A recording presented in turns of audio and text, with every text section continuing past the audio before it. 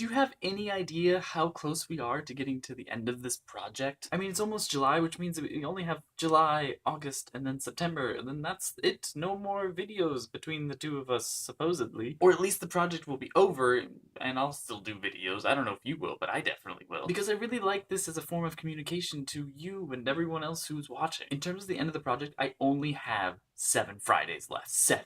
That's less than 8, but more than 6, so it's not totally the end of the project just yet. So I thought I would do something special for each Friday that I had left. And what I decided that I wanted to do is I wanted to talk about female scientists on Fridays.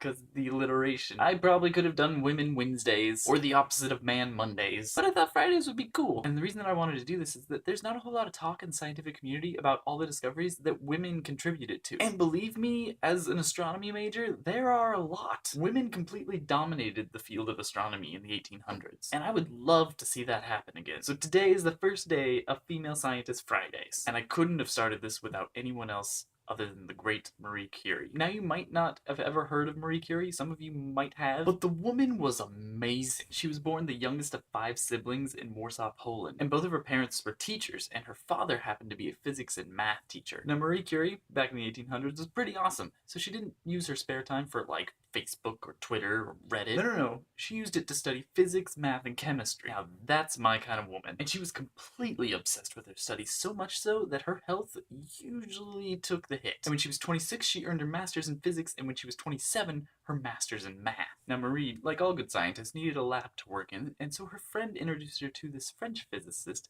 Pierre Curie. Well, I don't think I need to tell you what happened next, because her last name is now Curie as we know it. Danny, I don't know if you've ever heard the word radioactivity, but guess who came up with this word all on her own? It came from looking at pieces of uranium and seeing that the rays that came off of them were constant no matter what type of uranium you were dealing with. And she was like, hey, these things happen to come from the atomic structure of the thing and not the different isotopes of it, which is pretty cool. At the young age of 36, she won the first Nobel Prize for a woman in physics. And for the first and last time in history, as of this day, when she was 44, she won another Nobel Prize in chemistry. She is the only woman to win 2 Nobel Prizes. She was led into the boys' club of, Albert Einstein and Max Planck, or Max Planck, depending on how you decide to say it. And when World War I broke out, she helped to develop portable X-ray machines for the field, which were then given the nickname Little Curies. The saddest part of Marie Curie's story is that all of this work with all the radioactive materials unfortunately ended her life. I mean, the woman was known to carry test tubes of radium in her pocket. That's not good. And she remains the only woman to be laid to rest in the Pantheon in France. She is a huge inspiration to the entire field of physics and chemistry, because without her, we wouldn't know so many things about radioactivity, nor would we have the word radioactivity. And I, for one, am really thankful that she existed, and I hope that she remains a role model for young women today. Danny, I will see you on Monday.